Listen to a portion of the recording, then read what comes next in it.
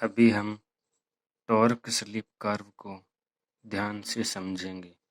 इसके तीनों मोड समझेंगे।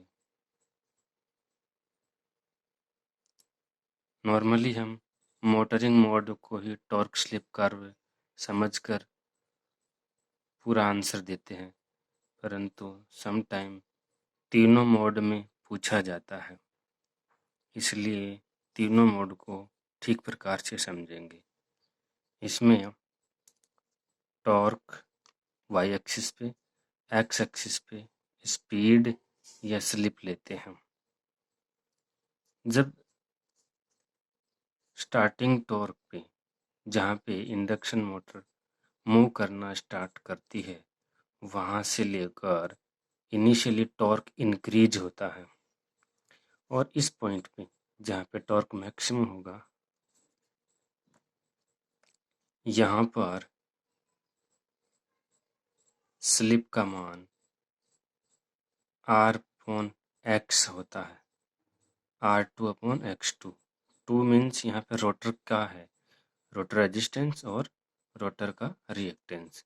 यहाँ पर स्लिप की वैल्यू 0 से ज़्यादा होगी और 1 से कम होगी, यानी कि 0 से 1 के बीच में वेरी करेगी।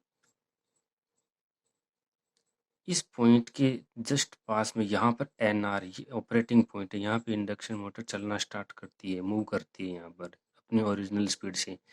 जैसे 4 पोल इंडक्शन मोटर है, उसकी स्पीड NS 1500 RPM होती है, तो NR 1440 RPM, यानी NS से कम होगी परंतु NR के लगभग नज़दीक होगी। और ये पॉइंट है ऑपरेटिंग पॉइंट, यहाँ पे फुल लोड टॉर्क होता है जो कि TST से कम होता है, यानी TST टॉर्क ज़्यादा होता है, यानी कि TST बराबर होता है 1.5 times of full load torque. यहाँ के बाद में स्लिप नेगेटिव हो जाती है। स्लिप नेगेटिव कब होती है? जब NS से भी ज़्यादा हो जाती है स्पीड, लेकिन नेगेटिव डायरेक्शन में, यानी कि स्लिप लेस देन 0।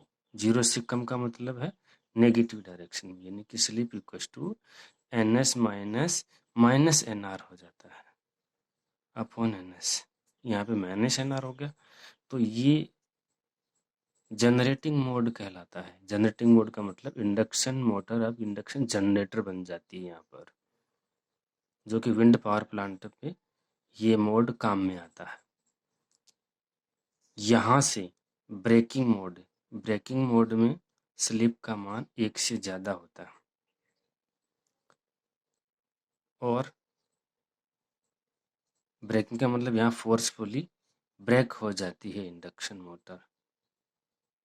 तो इस प्रकार से ये इसके 3 मोड है, मोटरिंग मोड, जनरेटिंग मोड और ब्रेकिंग मोड। मोटरिंग मोड में स्लिप की वैल्यू 0 से 1, ब्रेकिंग मोड में 1 से ज़्यादा और जनरेटिंग मोड में 0 से कम, यानी कि नेगेटिव डायरेक्शन में। इस प्रकार ये तीनों मोड हैं इसके।